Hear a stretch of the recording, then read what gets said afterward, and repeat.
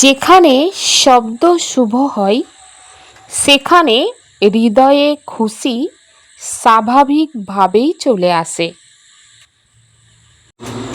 আমাদের মনের কাছেই আমাদের সকল সমস্যার সমাধান আছে। মুশকিল হচ্ছে এটাই যে মন সকল সমস্যার সমাধান নিজের ভেতরে খোঁজে না, বাইরে খোঁজে। বলা হয় দুনিয়া থেকেও যদি 2 কদম পিছনে থাকো তবুও সেটা ঠিক, কারণ চলতে হবে নিজের ওপরে আত্মবিশ্বাস রেখে। জীবনে প্রতিটা ঠক্কর এটাই শেখায়, রাস্তা যেমনই হোক না কেন ভরসা সর্বদাই নিজের কদমের ওপরেই রাখতে হয়। বলা হয় ইচ্ছা যখন পূরণ হয় না তখন ক্রোধ বাড়তে থাকে, আর ইচ্ছা যখন পূরণ হয়ে যায় তখন লোভ বাড়তে থাকে। সেই জন্য জীবনের প্রতিটা পরিস্থিতিতে ধৈর্যকে বানিয়ে রাখা এটাই হচ্ছে শ্রেষ্ঠতা। ओम शांति। योग बल से ही आत्मा की काट निकलेगी, इसलिए योग में कभी भी गफलत नहीं करो। বাবা বাচ্চাদেরকে বলেন যে যোগ বলের আধারে আত্মার কাঠ বা পাপ মুক্ত হবে, এই জন্য যোগে কখনো গাফলতি করবে না। बाप ने बच्चों को बेहद का वर्षा लेने की कौन सी युक्ति बताई जिसमें माया चारों तरफ विघ्न डालती है। বাবা বাচ্চাদের বলেন যে অসীম জগতের উত্তরাধিকারী নেয়ার জন্য কোন যুক্তি বলেছেন যাতে মায়া চারপাশে বিঘ্ন সৃষ্টি করে। बाबा ने युक्ति बताई, बच्चे तुम ब्रह्मा कुमार कुमारिया एक बाप के बच्चे आपस में भाई बहन हो, तुम कभी क्रिमिनल एल्सल्ट नहीं कर सकते, भाई बहन बिकार में नहीं जा सकते, तुम्हें शिव बाबा की मत पर चलकर बेहद का वर्षा लेना है, परंतु माया कम नहीं है, चारों तरफ इसमें ही विघ्न डालती रहती है। हम भाई बहन है, एक बाप से वर्षा लेते हैं, ये भूल जाते हैं। বাবা এই যুক্তি বলেছেন যে বাচ্চারা তোমরা ব্রহ্মা কুমার কুমারীরা এক বাবার সন্তান, নিজেদের মধ্যে ভাই বোন, তোমরা কখনোই অপরাধমূলক আচরণ করতে পারো না, ভাই বোন কখনো বিকারে যেতে পারে না, তোমাদের শিব বাবার মতে চলে অসীম জগতের উত্তরাধিকার প্রাপ্ত করতে হবে। মায়াও কিন্তু কম নয়, চারিদিকে এতে বিঘ্ন এনে উপস্থিত করে। বা বলেন যে বাচ্চারা তোমরা জানো যে আমরা ভাই বোন এক বাবার কাছ থেকে উত্তরাধিকার গ্রহণ করি, এ কথা ভুলে যায়।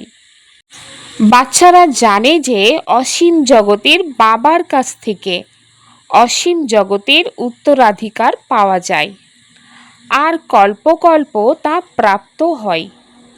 বাচ্চারা এও জানে যে এই অসীম জগতের উত্তরাধিকার বরাবর ভারতেই পেয়েছিল, এখন আর তা নেই, আবার নতুন করে পাচ্ছে। বা বলেন তোমরা দেখো যে এখন তো স্বর্গের উত্তরাধিকার নেই, মানুষ রাবণের দ্বারাই নরকের অভিশাপ প্রাপ্ত করেছে, এই অভিশাপে মানুষ দুঃখী হয়, বর অর্থাৎ আশীর্বাদে মানব সুখী হয়। ব্রাহ্মণ বাচ্চারা এখন জানে যে বাবা হলেন অসীম জগতের নিরাকার বাবা, আর প্রজাপিতা ব্রহ্মা হলেন অসীম জগতের সাকার বাবা। অসীম জগতের সাকার বাবা প্রজাপিতা ব্রহ্মা ছাড়া আর কেউ হয় না। যদিও গান্ধীকে বাপুজি বলা হতো, কিন্তু নিয়ম অনুসারে তিনি তো সম্পূর্ণ মনুষ্য সৃষ্টির बापूजी होते पारे ना। सारी निराकारी वर्ल्ड का बापूजी है शिव। अभी तुम बच्चे जानते हो हम शिव बाबा के बने हैं। शिव बाबा ने आकर हमको अपना बनाया है वर्षा देने लिए। मधुबन में आते हैं किसके लिए? शिव बाबा से मिलने के लिए, परंतु वह निराकार है। सिर्फ शिव बाबा कहने से समझेंगे नहीं, इसलिए कहा जाता है बाप दादा। बाबा बोलें सम्पूर्ण निराकारी दुनियार बापूजी हलेन शिव। बाच्चारा तोमरा एखन जानो जे आमरा शिव बाबार हयेछि। शिव बाबा एसे आमादेर आपन करे नियेछेन उत्तराधिकार दान करार जन्य। मधुबन किसेर जन्य आसे? शिव बाबार संगे मिलित हওয়ার जन्य। किन्तु तिनी हलेन निराकार। केवल शिव बाबा बोलले बुझते पारबे ना, ताई बला हय बाप दादा।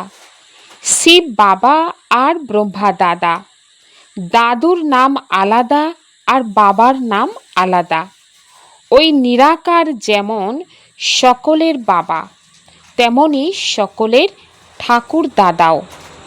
সমস্ত বাচ্চারা বাপ দাদার থেকে অবশ্যই উত্তরাধিকার প্রাপ্ত করে।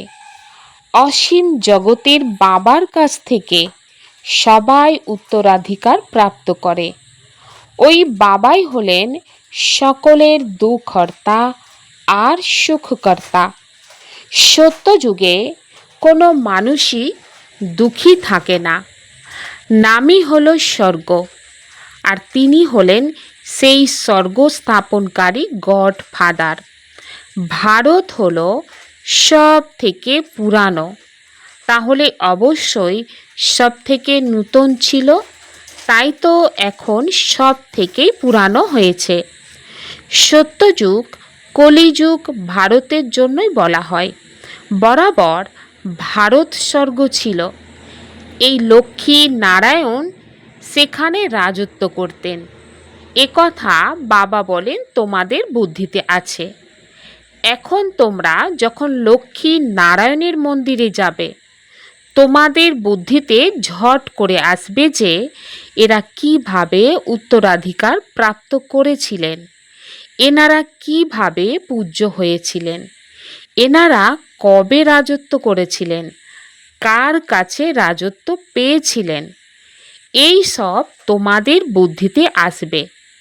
আগে তোমরা লক্ষ্মী নারায়ণের মন্দিরে যেতে আর মালা জপ করতে। এদের কর্তব্য সম্বন্ধে কিছুই জানতে না। এখন একথা কেবল তোমাদের বুদ্ধিতে আছে, তাও নাম্বার অনুসারে। এখন তোমরা যখন লক্ষ্মী নারায়ণের মন্দিরে গিয়ে দাঁড়াবে, তখন আনন্দিত হবে। তোমাদের বুদ্ধিতে আছে যে এনারা এই প্রারব্ধ কিভাবে পেয়েছিলেন। সঙ্গম যুগেই পেয়েছিলেন, কেননা সঙ্গম যুগেই पुरानो दुनियार परिवर्तन হয়। संगम पर ही बाप ने आकर राजयोग सिखाया था। ये भी जानते हो बहुत जन्मों के अंत के जन्म में बराबर ये ब्रह्मा था। ब्रह्मा द्वारा विष्णुपुरी की स्थापना होती है। ये लक्ष्मी नारायण ही अगले जन्म में बराबर ब्रह्मा सरस्वती थे।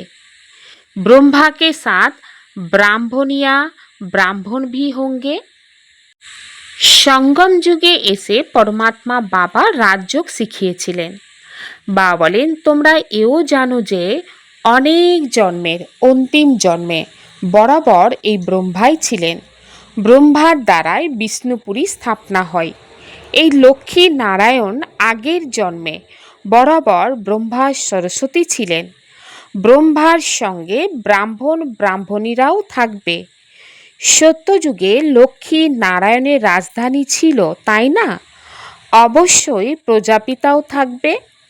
বা বলেন, তোমরা জানো যে আমরা এখন পুরুষার্থ করছি। যারা পূর্ব কল্পে পুরুষার্থ করেছিল তাদের আমরা সাক্ষী হয়ে দেখি। এক হয় রাজঘরানা, আর এক হয় প্রজা ঘরানা। এদের মধ্যে অনেকেই খুব বিত্তবান হয়, আবার অনেকে কম। রাজাদের মধ্যে অনেকে অনেক বিত্তবান, অনেকে কম বিত্তবান হয়, অর্থাৎ কম ধনী হয়। তো তোমরা লক্ষ্মী নারায়ণের মন্দিরে গিয়ে যে কাউকেই বোঝাতে পারো যে এনারা এই রাজ্য কিভাবে পেয়েছিলেন। আবার নূতন করে সেই রাজ্য ভাগ্যই নিচ্ছে, আবার রাজধানী স্থাপন হচ্ছে। এ কত সহজ! অম্বা কে, এও কেউ জানে না। বা বলেন, তোমরা বলবেন ইনি তো জগদম্বা। কল্প পূর্বেও জগদম্বা জগৎপিতা ছিলেন, তাদের সন্তান আমরা ছিলাম। সঙ্গমে বাবা রাজযোগ শেখাচ্ছে। জগদম্বার সন্তানও অনেক, কিন্তু এত সবাইকে তো আর এখানে বসানো যাবে না। अभी तुमको ज्ञान का तीसरा नेत्र मिला है। बाप ज्ञान का सागर है, तो जरूर बच्चों को ज्ञान ही देंगे।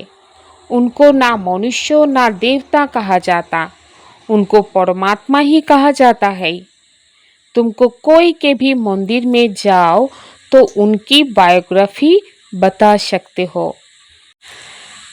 বাবা বলেন, তোমরা এখন জ্ঞানের তৃতীয় নেত্র পেয়েছ।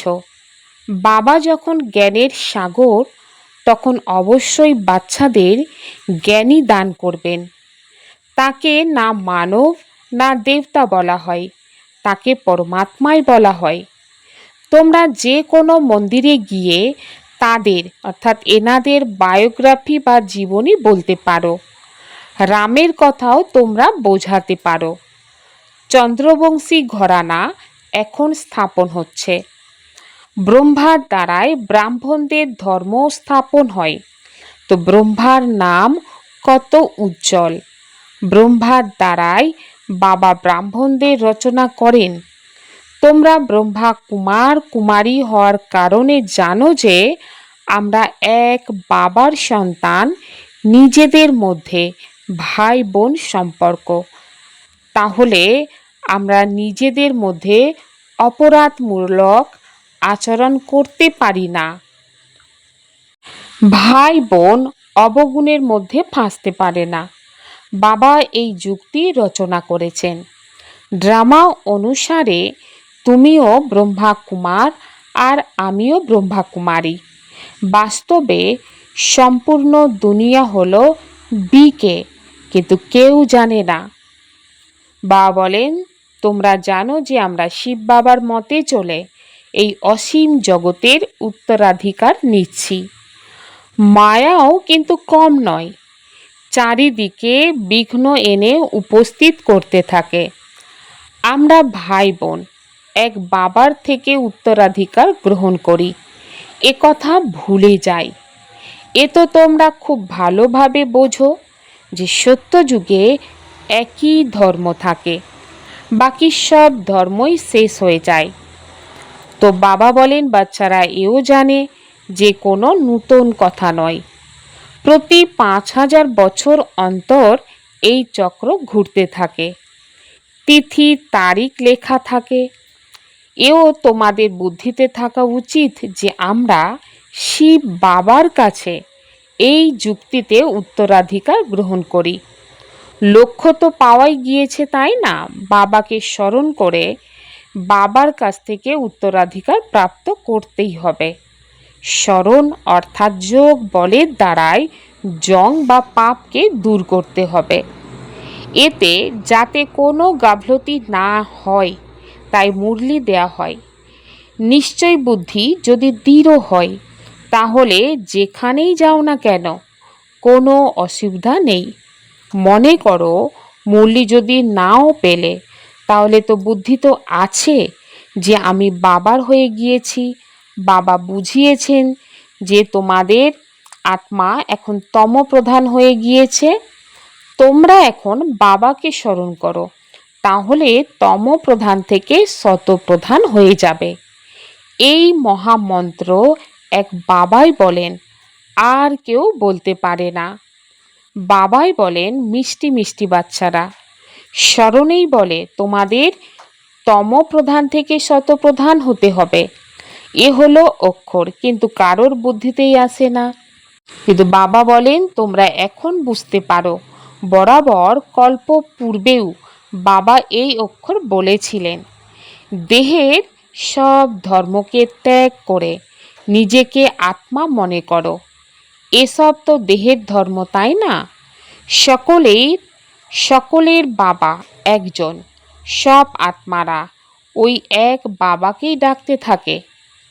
পোপও গডকে স্মরণ করে, বলেন ও গডফাদার দয়া করো, এই মানুষদের ক্রোধী বুদ্ধিকে পরিবর্তন করো, যাতে তারা নিজেদের মধ্যে লড়াই না করে। তো স্মরণ তো বাবাকেই করবে, তাই না? আর কাউকে স্মরণ করে না। শিব বাবাকেই ডাকতে থাকে যে তুমি এসে পতিতদের পবিত্র করো। পবিত্র হলেই তো এই ছি রাবণের দুনিয়াতে থাকতে পারবে না। তাহলে তখন অবশ্যই নূতন দুনিয়া চাই। कलियुग से बदलकर सत्ययुग तो होगा ही ना, परंतु इतना भी नहीं समझते हैं। एक डॉक्टर आया था, कहता था कलियुग तो कलियुग ही चलेगा। अरे सदैव कलियुग ही कैसे चलेगा? कलियुग कोई अच्छा है क्या? समझते थोड़ी है, सिर्फ भावना है, औरों को ले जाते हैं आते हैं। বাবা বলেন কলিযুগ পরিবর্তন হয়ে সত্যযুগ তো হবেই, তাই না? কিন্তু এও বুঝতে পারে না। এক ডাক্তার এসেছিলেন, বলেছিলেন কলিযুগ তো কলিযুগ চলবে। আরে সদা কলিযুগ কিভাবে চলবে? কলিযুগ কি ভালো? কিছু বুঝতেই পারে না, কেবল ভাবনা আছে, তাই অন্যদের নিয়ে আসে, ওদের তীর লাগে না। কিন্তু যাদের নিয়ে আসে তাদের যদি তীর লেগে যায়, তাহলেও কিছু পারিশ্রমিক প্রাপ্ত করবে। আমরা স্বর্গে এসে যাব। বাবার কাছে এসে অল্প কিছু যদি শোনে, তাহলেও স্বর্গে অবশ্যই চলে যাবে। তবুও হেভিলি গড ফাদারের সামনে এসে বসে। বাবা বোঝান আমি তো সকলের বাবা। কেউ আবার মানে না, তারা বলে শিব বাবা কিভাবে আসবে? আরে আত্মা যদি আসতে পারে, তাহলে আমি কেন আসতে পারবো না? আত্মা এক শরীর ত্যাগ করে যদি অন্য শরীরে যেতে পারে, তাহলে আমি কেন আসতে পারবো না? না হলে আমি কিভাবে আসব? মানব ডাকতেও থাকে যে হে পতিত পাবন বাবা, তুমি এসে পতিতকে পবিত্র করো। বাবা বলেন আমি ভারতেই আসি, কল্পকল্পে সঙ্গমে আমি একবারই আসি। তোমরা যখন 84 জন্ম সম্পূর্ণ করো, তখন আমি আসি। তো বাচ্চারা, তোমাদের এই নিশ্চয়তা আছে যে বাবা আবার উত্তরাধিকার দিতে এসেছেন। বাবা বলেন আমার কাজ হলো পুরানো দুনিয়ার পরিবর্তন করে নূতন দুনিয়া স্থাপন করা। তাই গায়নও আছে নূতন দুনিয়া স্থাপনা আর পুরানো দুনিয়ার বিনাশ। এরপর তোমরা পালনা করবে। তোমরা তো অলৌকিক হয়েছ, তাই না? কালীর মন্দির দেখলেই তোমরা বুঝতে পারবে যে এ হলো মিথ্যা চিত্র। কালী জগদম্বা কিন্তু এমন ভয়ানক রূপ নয়। বাংলায় কালীর সামনে বলি দেওয়া হয়, কিন্তু মানুষ কিছু জানে না। জগদম্বার মন্দিরে হাজার হাজার মানুষ আসে, সর্বদাই যেন এক মেলা। ছোট মূর্তি রাখা আছে, নাম রেখে দিয়েছে জগদম্বা। এখন জগদম্বা তো একজন হওয়া উচিত, সিন্ধু দেশে কালীর মন্দির কেমন বানানো হয়েছে? একবার কেল্লার মধ্যে বম ফেটে গিয়েছিল। তখন ফকির বলেছিল কালী মা রাগ করেছে, ব্যাস মানুষ গিয়ে সেখানে কালীর মন্দির তৈরি করে দিয়েছিল। এখন এই কালীকে মানুষ কিছুই জানে না। তোমরা এখন জ্ঞান পেয়েছ। এমন কিছুই নেই যা তোমাদের অজানা। বাবা বলেন তোমরা বুঝতে পারো যে আমরা বাবার থেকে উত্তরাধিকার গ্রহণ করছি, তাই আমাদের সম্পূর্ণ পুরুষার্থ করা উচিত। বাবা এখন বলছেন যে এই রাবণ রাজ্য শেষ হয়ে যাবে। এ হলো বিকারী গৃহস্থ ব্যবহার। দেবী দেবতার জন্য মহিমা করা হয়। এ কেউ জানে না যে এই দেবী দেবতাদের কে নির্বিকারী বানিয়েছিল। সত্যযুগ হলো সম্পূর্ণ নির্বিকারী দুনিয়া। শাস্ত্রে আবার দেখিয়ে দিয়েছে যে ওখানে বিকার ছিল, কিন্তু সে তো হলো নির্বিকারী দুনিয়া। বিকারী দুনিয়া আর নির্বিকারী দুনিয়ার মধ্যে অনেক তফাৎ। এই কথা আর কারোর বুদ্ধিতে নেই। বাবা বলেন তোমরা জানো যে যখন এই লক্ষ্মী নারায়ণের রাজত্ব ছিল তখন এখানে কত অল্প মনুষ্য ছিল। তখন এক ধর্ম ছিল, তারপর তা বৃদ্ধি পেয়েছে, চক্র সম্পূর্ণ করতে হয়, তখন বলা হবে সম্পূর্ণ পৃথিবীর চক্র লাগিয়েছে। সমুদ্রকে তো আর প্রদক্ষিণ করতে পারে না। সত্যযুগে কত অল্প মানব থাকে, তাই কত অল্প জমিতে তারা থাকে। এখন মনুষ্য সৃষ্টির সীমা সম্পূর্ণ হয়ে এসেছে। ওপরে যে অল্প আত্মা আছে তারাও আসতে থাকছে, মানুষ বাড়তেই থাকছে। যখন ওখান থেকে আত্মা আসা সম্পূর্ণ হয়ে যাবে তো তোমরা কর্মাতীত অবস্থা প্রাপ্ত করবে। তারপর আত্মাদের শরীর ত্যাগ করে যেতে হবে। ওদের আসা আর তোমাদের যাওয়া হবে, অল্প অল্প করে আসতে থাকে। এ তো বোঝার কথা, তাই না? আমরা প্রথমে গিয়ে ওখানে থাকব। আমরা থাকতে অন্য কেউ সেখানে থাকবে না। এ হলো বিস্তারের কথা। বাবা তবুও বাচ্চাদেরকে বলছেন, আচ্ছা তোমাদের প্রিয় বাবুলকে স্মরণ করো। বাবাকে স্মরণ করলে তোমাদের লাভ আছে। এই হিস্ট্রি জিওগ্রাফি তো মানুষ অনেকেই পড়ে, তারা অনেক দূরে দূরে যায়, চাঁদেও যায়। এ হলো সায়েন্সের অহংকার, যা অতীতে যায়।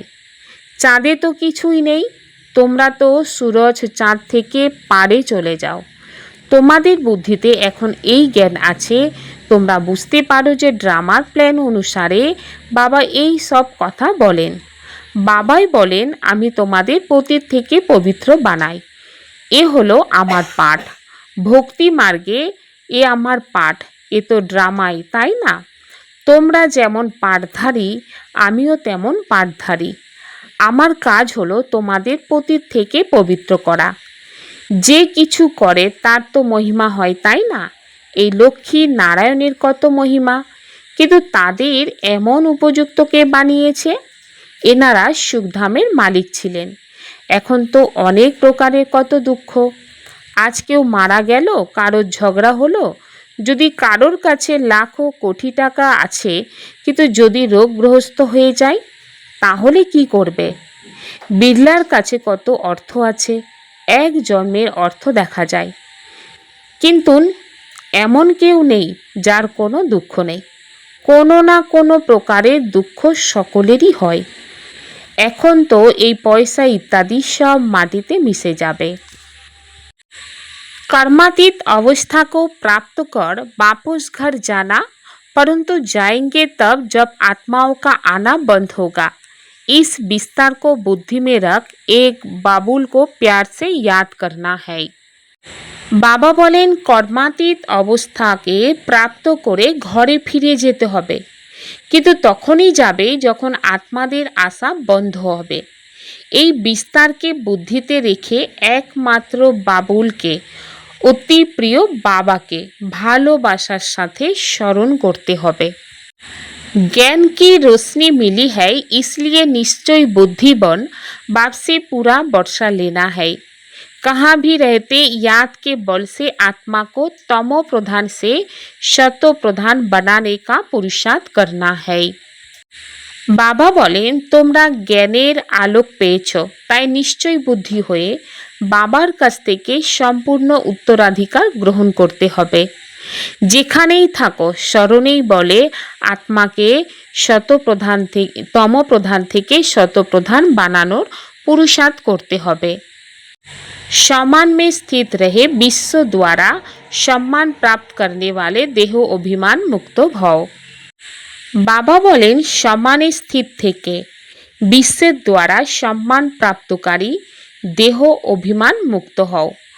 পড়াশোনার মূল লক্ষ্য হল দেহ অভিমান থেকে পৃথক হয়ে দেহী অভিমানী হওয়া। এই দেহ অভিমান থেকে পৃথক অথবা মুক্ত হওয়ার বিধি হল সর্বদাই সমানে স্থির থাকা।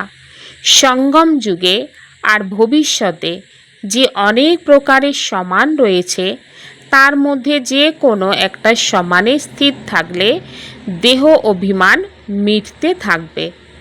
যে সমানে স্থির থাকে তার শত মান প্রাপ্ত হয়। সদা সমানে থাকে যারা, তারাই বিশ্ব মহারাজন হয় এবং বিশ্ব তাদের সম্মান জানায়। जैसा समय वैसा अपने को मोल्ड कर लेना, यही है रियल गोल्ड बनना। যেমন সময় সময় অনুসারে নিজেকে মোল্ড করে নেওয়া, এটাই হচ্ছে সত্যিকারের রিয়েল গোল্ড হওয়া। ওম শান্তি।